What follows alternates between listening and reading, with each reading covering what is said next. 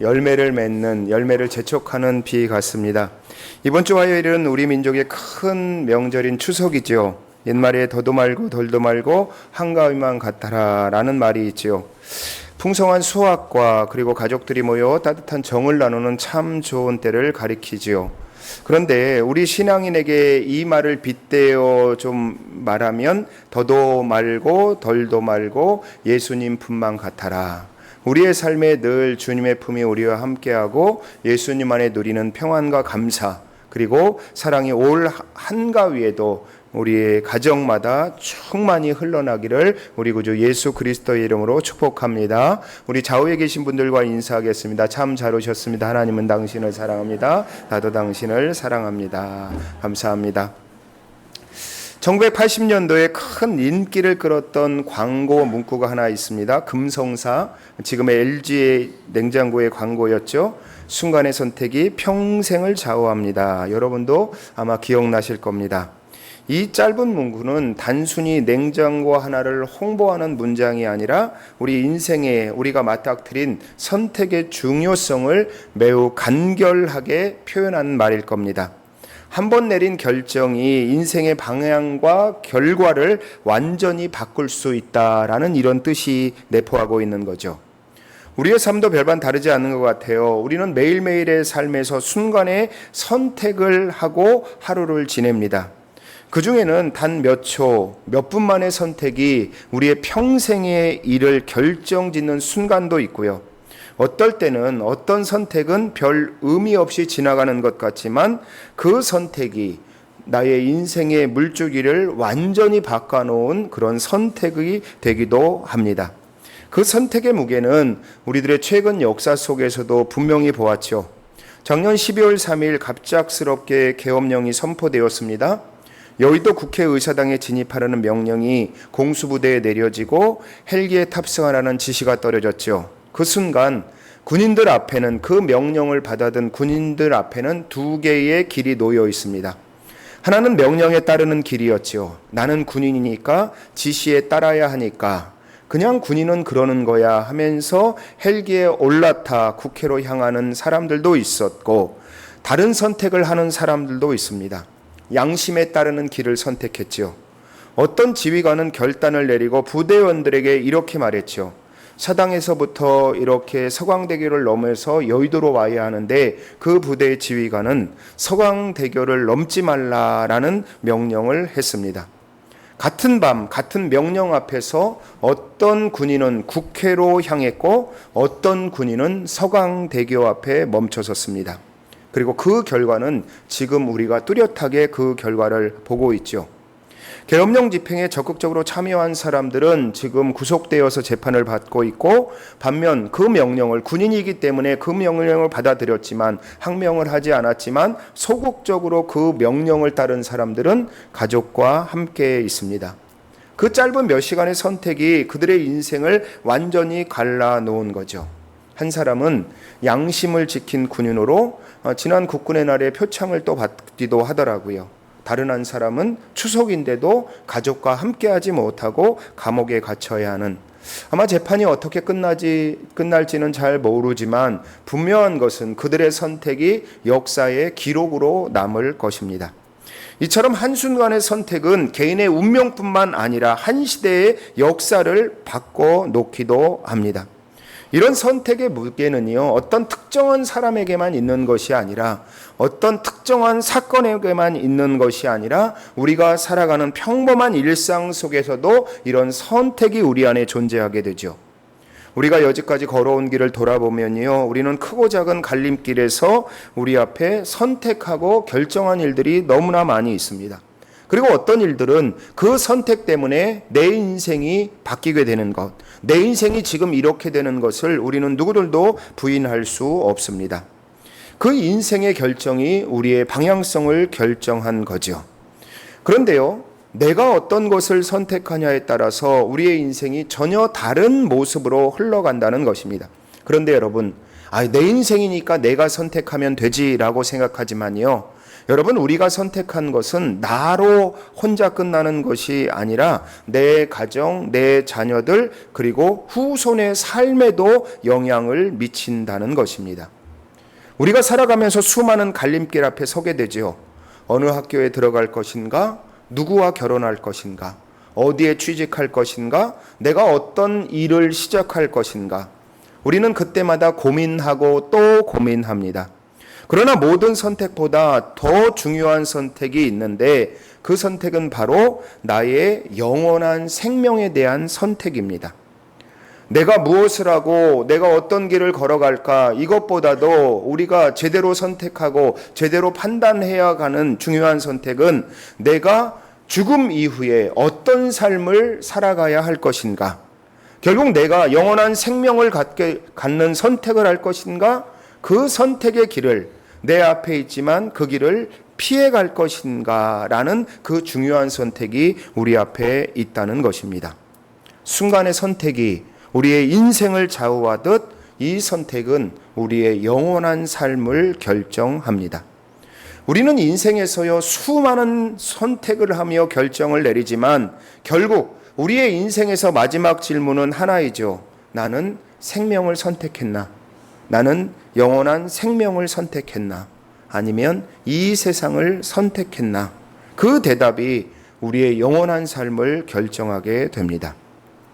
오늘 우리가 읽은 본문 속에서도 그 질문 앞에 선 한 사람이 등장합니다. 누구죠? 빌라도입니다. 그런데 빌라도를 생각해 보면요, 생각하면 생각할수록 좀 불쌍한 사람입니다. 그 이유가 무엇이냐면 빌라도는요, 그 앞에 구원이 왔다 갔다 했습니다. 그가 손만 내밀으면 그는 영원한 생명을 소유할 수 있었던 사람이죠. 구원의 문턱까지 갔지만 결정해야 하는 순간에 올바른 선택을 하지 못해서 누구보다도 예수님을 믿을 수 있는 영원한 생명을 얻을 수 있는 기회가 누구보다도 많았지만 그 순간마다 머뭇거리다가 결국 비참한 종말을 맞이했습니다. 그래서 성경은요, 그를 가장 가련한 인물 중 하나로 소개하고 기록하고 있습니다. 빌라도는 어떤 사람이냐? 스페인에서 태어나 군인의 길을 걸었습니다. 이후에 로마 황제의 손녀딸과 결혼하는 행운을 잡게 됩니다. 그래서 로마의 황제의 손녀딸과 결혼하는 그 행운으로 인해서 주후 27년에 유대 총독으로 임명을 받습니다. 그러나 이 빌라도에게는 치명적인 약점이 있었다고 해요. 그 약점이 뭐냐 하면 첫째는 고집이 세고 남의 말을 듣지 않는 성격이었다고 해요. 좋은 것일 수도 있지만 한번 마음을 먹으면 끝까지 밀어붙이는 사람이었다고 합니다. 그의 성향이요, 로마 총독으로 부임하자마자 문제를 일으킵니다. 예루살렘에 군대를 이동시키면서 시저의 형상이 새겨진, 우리가 옛날 로마 시대의 영화를 보면요, 로마 군인들이 걸어갈 때 이렇게 깃대를, 지금도 군인들이 움직이면요, 군대의 그 부대의 길을 이렇게 들고 가잖아요. 며칠 전에도 국군의 날에 부대 표창을 하는데 이 부대 지휘관이 그 표창장을 받고, 정확한 명칭은 생각이 잘 안 나지만 부대기에다가 대통령이 휘장을 이렇게 수여하는 것을 보았습니다. 그래서 군인들이 갈 때는 그 부대를 상징하는 부대기가 이렇게 같이 가게 되지요. 그런데 그 부대기에는 무엇이 새겨져 있냐 하면 바로 시저의 형상이 새겨져 있었습니다. 유대인들이 그 로마 황제의 길을 보는 순간 그것이 우상 숭배였다. 그 당시에는 황제가 우상이었기 때문이죠. 그래서 어떻게 예루살렘에 로마의 그 황제기를 갖고 올 수 있냐, 격렬한 항의가 이루어졌지만 빌라도는 요지부동이었습니다. 곧바로 또 다른 사건이 터지는데요. 성전 헌금을 걷어서 그 헌금을 상수도 공사비에 전용하게 됩니다. 하나님께 드린 세금을 세속적인 일에 사용하는 것, 유대인들이 도저히 용납할 수 없는 거죠. 그럼에도 불구하고 이 빌라도는 조금도 미안해하지 않았습니다. 그뿐만이 아니라 빌라도는 디베리우스 황제를 기념하기 위해서 금빛 봉헌방패라는 이 방패가 있었는데요. 그 방패를 자신의 관저 헤롯 궁전에 걸어 두었습니다. 방패에는요, 형상은 없었지만 황제의 이름이 새겨져 있었죠. 황제의 얼굴이나 황제의 이름은 그 당시에 사람들이 이제 섬기는 우상이었기 때문에 이제 이것에 대한 유대인들이 반발이 있었습니다. 아마 빌라도는 이렇게 생각했을 것입니다. 내 집 앞에 내 맘대로 하는데 너희들이 뭐냐? 내가 이 방패를 걸어 놓는다고 너희들에게 무슨 피해를 주냐? 내 집에 뭘 걸어두든 무슨 상관이냐라고 생각했지만 유대인들은 달랐죠. 예루살렘은요, 하나님께 드린 거룩한 도시이기 때문에 그것에 황제를 신격케 하는 상징을 두는 건 하나님을 모독하는 행위다라는 것을 유대인들은 그 마음속에 갖고 있었죠. 유대 지도자들이 헤롯의 아들들을 찾아와 분봉왕들을 찾아와 간곡하게 이 일을 이제 요청합니다. 제발 좀 빌라도의 집 앞에 있는 그 방패를 좀 치워 주십시오. 그러나 고집센 빌라도는 단호히 거절했습니다. 그러니 유대인들은요, 결국은 황제에게 직접 상소문을 보내고 황제는 그 상소문을 받고 분노하면서 즉시 방패를 철거하라라는 명령이 내려왔고 그제서야 빌라도는 마지못해서 따랐죠. 그런데 이런 일이 계속 빌라도와 유대 사람들과의 이런 관계에서 일어난 겁니다. 그때마다 유대인들은 고발장을 상소문을 이 황제에게 올린 거죠. 그때마다 로마로부터 질책이 이어졌고 그리고 결국 빌라도와 유대의 관계는 돌이킬 수 없을 만큼 감정의 골이 깊어진 거죠. 그러니 빌라도는 그 마음속에 불안이 늘 있었습니다. 이번에는 또 무슨 문제를 가지고 유대인들이 황제에게 상소문을 올릴까? 그 상소문이 쌓이다 보면 내가 이 유대 총독의 자리에서 쫓겨나는 것 아닌가라는 두려움이 그를 짓누르고 있었습니다. 바로 그때 예수라는 인물이 그의 앞에 서게 됩니다. 그런데 놀라운 것은요, 빌라도가 예수님을 재판하는 과정에서 빌라도는 예수님이 무죄라는 것을 알고 있었습니다. 그리고 몇 번이나 선언하죠? 3번이나 예수님은 무죄다라고 그렇게 선언합니다. 그럼 여러분, 무죄가 선포되면 바로 석방해야 되는 것 아닙니까? 하지만 빌라도는 그렇게 하지 못했습니다. 왜냐하면 이 예수를 석방하면 유대인들이 또 상소문을 올려서 황제에게 자신을 고발할까 하는 그런 두려움이 있었기 때문이죠. 빌라도의 양심은 이 사람은 죄가 없다, 예수님은 죄가 없다라고 말했지만 또 한편으로 두려움을 갖고 있어서 조심해라, 네 자리를 잃을 수도 있다라는 두려움이 그의 안에 존재하고 있었던 거죠. 그럼에도 불구하고 예수님을 풀어주기 위해서 빌라도는 애를 씁니다. 그가 바라바를 내세운 것도 그 때문이죠. 바라바는 어떤 인물이냐? 폭동을 일으키고 살인까지 저지른 흉악범입니다. 빌라도가 이제 바라바를 내세우면서 이런 생각을 한 거죠. 유대인들이 아무리 예수를 미워해도 살인자보다는 덜하겠지. 이 바라바를 내세우면 이제 예수님을 택하겠지. 아마 빌라도는 이렇게 생각한 거죠. 그런데 여러분, 우리가 잘 아는 것처럼 군중들의 반응은 정반대였습니다. 바라바를 놓아주고 예수를 십자가에 못 박으라.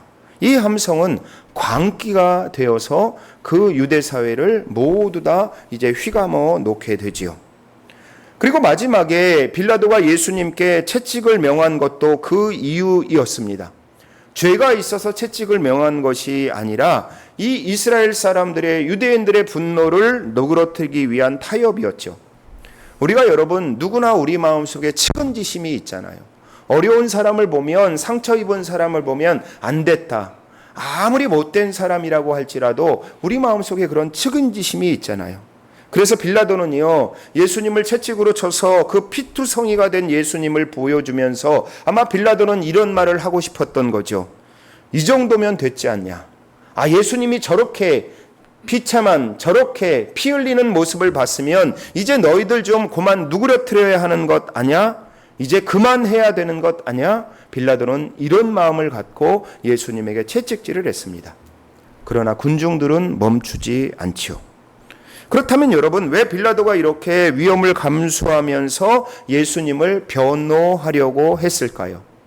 그 이유는요, 우리가 읽은 말씀 마태복음 27장 19절에 나옵니다. 우리 같이 한번 읽어볼까요? 마태복음 우리가 읽은 본문 27장 19절입니다. 우리 같이 한번 읽어보겠습니다. 시작.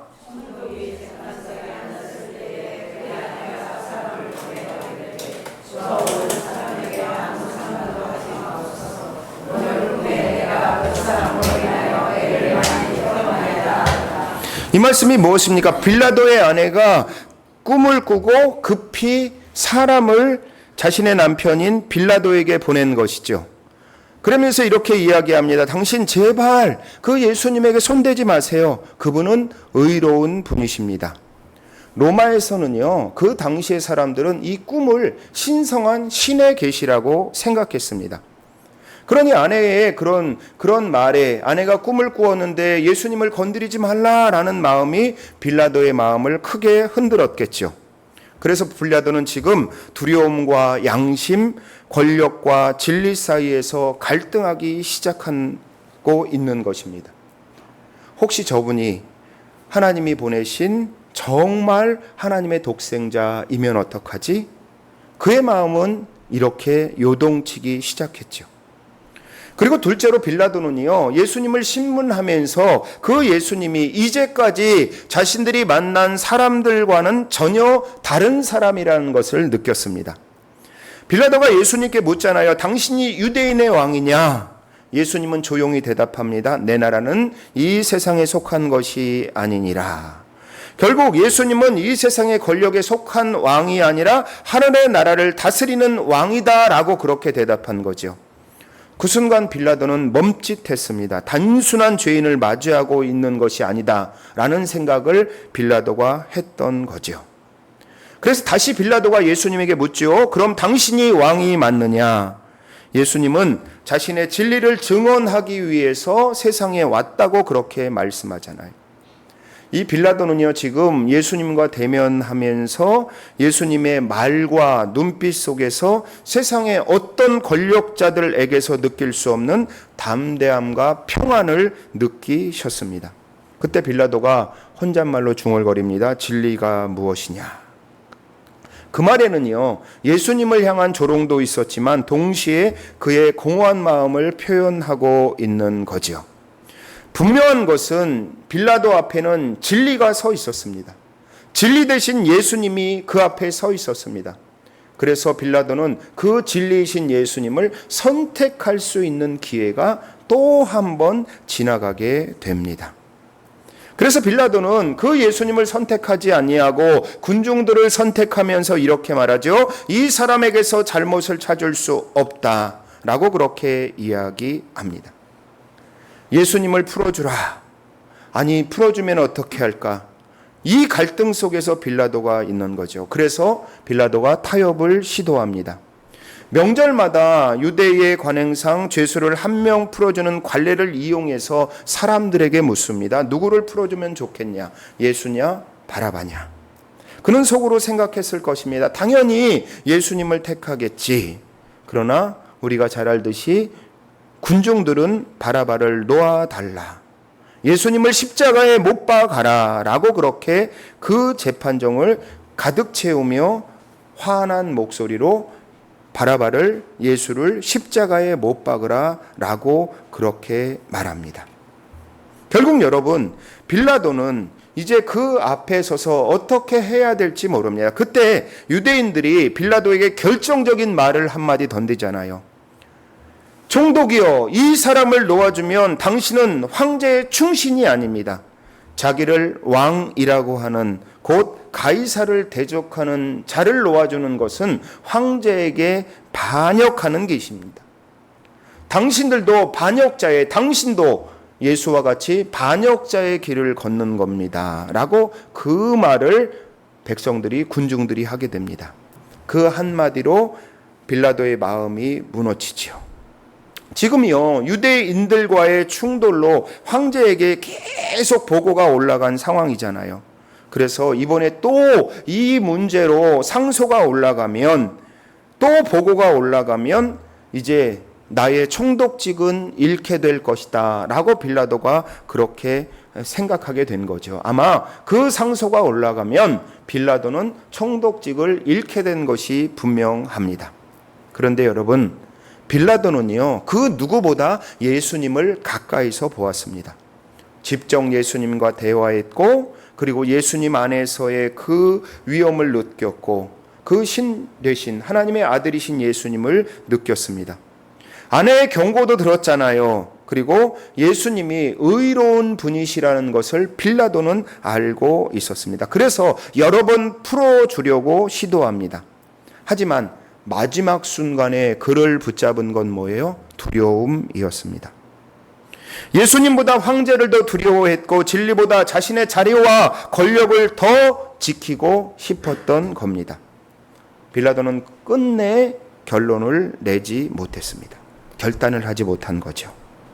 예수님을 선택할 용기가 없었습니다. 예수님을 따르려면 감당해야 한 손해가 있고, 예수님을 따르면 나에게 불이익이 있고, 예수님을 따르면 나에게 위험이 있다는 것을 떠올렸기 때문에 그는 예수님을 선택하여 위험을 내가 자초하는 것뿐만 아니라 예수님도 지키고 그리고 내 자리도 지켰으면 좋겠다. 두 가지를 다 잡으려고 시도했던 거지요. 겉으로는요, 자신의 자리를 지키고 자신의 책임을 다하려는 것처럼 보였지만 빌라도는 사실상 진리 앞에서 도망친 선택이었습니다. 결국 빌라도는 어떻게 합니까? 손을 씻지요? 그러나 손을 씻는 행위가 그를 깨끗하게 만들지는 못했습니다. 빌라도는요, 이 일로 인해서 구원을 얻지도 못했고 또한 사람들에게 버림을 받게 됩니다. 역사에 따르면요, 빌라도는 그날의 일을 평생 잊지 못했다고 합니다. 그의 마음속에는 늘 예수님을 넘겨준 순간이 남아 있었겠죠. 그러니 양심의 가책이 그를 괴롭혔고 결국 그는 로마에서 유배당해 외롭게 생을 마쳤다고 합니다. 어떤 기록은 그가 괴로움을 견디다 못해 스스로 생을 끊었다라는 기록도 남아 있습니다. 그날 그는요, 진리를 보았지만 붙잡지 못한 사람으로 남았습니다. 양심의 소리를 들었지만 세상의 두려움에 굴복한 사람으로 끝났다는 거예요. 여러분, 이 세상에서 가장 욕먹는 사람을 하나 뽑으라 그러면 누구를 뽑을 수 있을까요? 아마 이 빌라도를 뽑을 수 있을 겁니다. 가장 억울한 사람을 뽑으라 그러면 이 빌라도를 뽑을 수 있을 것입니다. 그 이유가 뭐냐면 2000년이 지난 지금까지도 전 세계 수억 명의 그리스도인들이 예배할 때마다 이렇게 고백하잖아요. 뭐라고 고백하죠? 우리도 고백했는데 본디오 빌라도에게 고난을 받으사. 매 주일 사도신경이 낭송될 때마다 그 빌라도의 이름이 죄의 상징처럼 반복되고 있습니다. 그런데 여러분, 우리가 생각해 보면요, 예수님을 배신한 건 누구예요? 유다였잖아요. 음모를 꾸민 것은 누구예요? 예수님을 죽이려는 음모를 꾸민 것은 누구예요? 대제사장들이었지요. 그런데 여러분, 유다의 이름도 잊혀지고 대제사장도 이름도 잊혀지고 누구의 이름만 남은 거예요? 빌라도의 이름만 남아 있다는 거죠. 여러분, 진리를 알면서도 선택하지 못한 사람, 그 사람의 대표적인 사람이 누구이냐? 구원이 자기에게 가까이 왔으나 코앞까지 왔으나 결국 그 구원을 놓친 사람이 누구냐? 바로 빌라도다라고 그렇게 말할 수 있는 거죠. 빌라도의 입장에서 보면 그가 할 것은 다 했기 때문에 그가 얼마나 억울했겠습니까? 나는 손을 씻었다, 죄가 없다 그렇게 말하고 싶었지만 그가 손을 씻어도 그의 양심은 깨끗해지지 않았어요. 진리를 알았지만 선택하지 않았던 그 사실 때문에 그의 인생이 무너져 버린 거죠. 그리고 그에 대해서 역사는 단 한 문장으로 빌라도를 기록하고 있습니다. 본디오 빌라도에게 고난을 받으사. 여러분, 빌라도의 후손을 한번 생각해 보십시오. 얼마나 마음이 무겁겠습니까? 그렇게 많은 기회를 얻고도 그렇게 예수님 가까이 있으면서도 구세주를 영접하지 못한 그 빌라도 때문에, 자신들 조상 때문에 그 이름, 자손들이 대대의 부끄러움의 이름으로 남게 되었다는 것입니다. 사람의 눈에는요, 작은 머뭇거림이었지만, 선택을 하지 않냐였지만, 하나님의 눈에는요, 영혼을 선택하는, 영혼의 그런 생명을 놓친 선택이었다는 것입니다. 여러분, 저는 이 말씀을 묵상하면서 저 또한도 마찬가지죠. 저와 여러분들이 이제 이 세상에서 살아갈 인생이 살아온 인생보다 분명한 것은 더 작게 남아 있습니다. 그러면 우리가 단 한 분도, 저 또한도, 여러분도 빌라도와 같은 사람이 되지 않아야 합니다. 교회는 왔지만 예수를 만나지 못한 사람, 말씀을 수없이 들었지만 아직 믿음으로 결단하지 못한 사람, 예수를 믿으면 많은 것을, 세상의 것을 잃을까 봐 망설이는 사람, 우리가 그런 사람이 되지 말아야 한다는 거예요. 예수님보다 세상을 더 두려워한다면 결국 우리도 빌라도처럼 머뭇머뭇거리다가 그 구원을 놓치고 말 것입니다. 진리를 알고도, 구원을 알고도, 그것이 영원한 생명이라는 것을 알고도 그 구원이 지나간 사람, 그 사람이 바로 오늘 우리가 읽은 빌라도입니다. 사랑하는 여러분, 우리 앞에도 구원이 코앞에 있습니다. 우리 하나님은요, 우리가 결단하기를 원해요. 저와 여러분들이 예수 그리스도를 구주로 믿고 결단하면서 믿음의 길을 걸어가기를 원하신다는 거예요. 지금도 우리 예수님은 이렇게 말씀하고 계세요. 머뭇거리지 마라, 내게로 오라 라고 그렇게 말씀합니다. 그런데 여러분, 저희를 포함한 우리들의 모습이, 대다수의 모습이 어떠합니까? 한 발은 세상에, 한 발은 신앙 안에 두고 머뭇머뭇거리며 살아가고 있지는 않습니까? 그런데 여러분, 하나님이 우리 가운데 원하시는 것은 우리가 세상 가운데 내가 발을 빼면 내가 얻게 되는, 잃게 되는, 내가 잃어버리게 되는 그것이 아니라, 내가 그 두려움이 아니라 믿음으로, 계산이 아니라 순종으로 우리가 구원함을 붙잡으라 라고 그렇게 우리에게 권면하고 있는 것입니다. 그런데 여러분, 여기서 더 놀라운 일이 있는 것은, 우리가 간과해서는 안 되는 일이 무엇이냐 하면, 그 결말은, 내가 선택한 그 결말은 나에게만 영향으로 끝나는 것이 아니라는 거예요. 무슨 얘기냐 하면, 예수님을 믿는 일은 나 한 사람으로 구원으로 끝나지 않는다는 것입니다. 예수 믿어서 내가 구원함을 받는 것, 그것으로 나 한 사람으로 끝나지 않는다는 거예요. 무슨 말씀이냐면, 오늘 여러분의 선택이 내 가정으로 흘러가고 자녀와 후손의 인생을 바꾸게 된다는 것입니다. 이 말씀은요, 내가 믿음으로 결정하면 그 믿음이 나의 자녀들, 나의 손자, 손녀들까지 이어진다는 것입니다. 그래서 내가 믿게 되면 그 믿음이 우리의 자녀들에게 흘러가서 우리의 자녀들 또한 구원함의 은혜를 입는다는 말입니다. 한국 갤럽 조사의 조사에 따르면요, 신앙이 있는 자녀들의 삶과 그렇지 않은 사람, 이 크리스찬인의 삶과 그렇지 않은 사람들의 이런 삶을, 이 자녀들의 삶을 비교하면서 발표한 적이 있는데요. 지금 교회를 바라보는 시선이 그리 따갑지 않는 것은 사실입니다. 그럼에도 불구하고 신앙이 있는 자녀의 가정들은 그렇지 않은 가정보다 학업 성취자가 더 높다고 해요. 그리고 비행청소년의 비율도 훨씬 낮다고 해요. 성인이 되어서도요, 건강한 가정을 꾸리고 사회에 긍정적인 영향을 미치는 그 비율이 높다고 해요. 왜일까요? 믿음은요, 우리가 예수님을 믿는 것은 단순히 공부만 하라고 가르치지 않잖아요. 하나님 안에서 사랑하고, 하나님 안에서 정직하고, 하나님 안에서 성실하고, 하나님 안에서 감사하고 용서하는 것을 함께 가르치잖아요. 그리고 우리가 어려운 일을 당할 때마다 기도하라, 이런 말을 듣고 자란 아이들은 다르다는 것입니다. 성경은 분명히 우리에게 이렇게 말씀합니다. 하나님을 거부하면 죄의 영향이 3, 4대까지 미치지만 하나님을 사랑하고 따르는 자에게는 1000대까지, 몇 대까지? 1000대까지 복을 내려주신다라고 말씀합니다. 여러분, 이 말을 듣고 우리에게 결단을 요구하는 것은 바로 이 말이죠. 내가 믿음으로 살기로 결정한다면 그 복이 나와 내 자녀와 손자와 증손자 그리고 아직 태어나지 않은 후손들에게까지 흘러가게 된다는 것입니다. 그래서 여러분, 오늘의 선택이 중요합니다.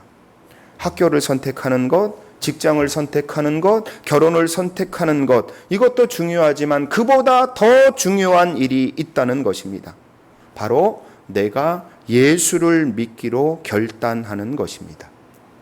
혹시 여러분, 나는 예수를 믿는데 라고 생각하신다면, 그렇다면 이제는 더 깊이, 더 온전하게 내가 믿음의 길을 걸어가야지 그 믿음의 결단을 해야 한다는 것입니다. 왜냐하면 여러분의 그 믿음의 결단에 그 믿음이 우리의 인생을 바꾸는 것뿐만 아니라 우리의 가정을 세우고 우리의 후손들에게 복의 길을 여는 능력이 되기 때문입니다. 여러분, 다른 일들은 좀 미룰 수 있습니다. 다른 일들은 좀 늦게 해도 괜찮아요. 하지만 구원의 문제만큼은 결코 미루면 안 됩니다. 왜요? 우리는요, 내일을 장담할 수 있는 사람 여기에 누가 있습니까? 내일 내가 이렇게 숨 쉴 것이라는 보장이 우리 가운데 그것을 장담하는 사람이 누구 있냐는 거예요. 우리는 내일을 장담할 수 없기 때문에 바로 결단해야 한다는 거예요. 이 시간이 지나면 늦어지게 된다는 것입니다. 그래서 성경은 우리에게 말씀하죠. 주 예수를 믿으라. 그리하면 너와 내 집이 구원을 받으리라. 주 예수를 믿으라. 누가 구원을 받는다고요? 너와 내 집이 구원을 받는다라고 그렇게 말씀합니다. 내가 잘 믿으면요, 어떻게 해요? 내 가정이, 내 자녀가, 내 손자와 후손이 함께 구원을 받는다는 놀라운 약속을 해주고 있는 것입니다.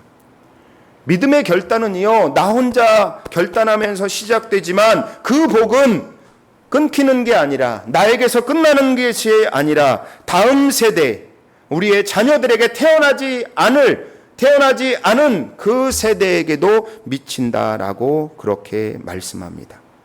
그래서 여러분, 우리가 이 세상을 살아가면서 중요한 것이 뭐예요? 내가 믿음으로 어떻게 살아갈 것인가? 내가 예수님을 내 구원자로 믿고 있는가라는 것을 우리가 점검하면서 믿음으로 살아야 한다는 것입니다. 여러분, 오늘 본문에 나오는 빌라도는요, 예수님을 알았어요. 그분의 의로운 분임을 인정했잖아요. 그런데 결정적인 순간에 세상의 두려움과 사람의 눈치를 택하였다는 거예요.